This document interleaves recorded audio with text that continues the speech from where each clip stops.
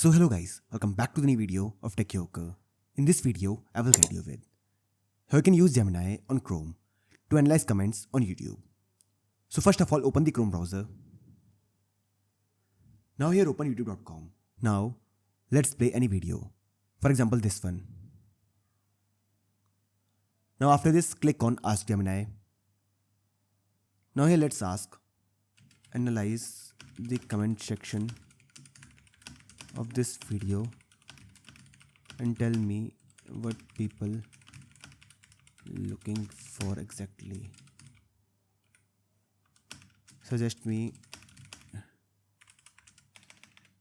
topics I can cover by analyzing the comment section. So this is my prompt. So this will analyze the comment section of this video and tell me what people are looking for exactly.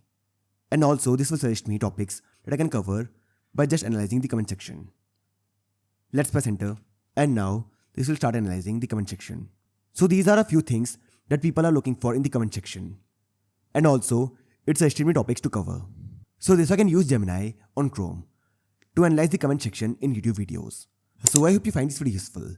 And if you do, then don't forget to like this video and subscribe our channel.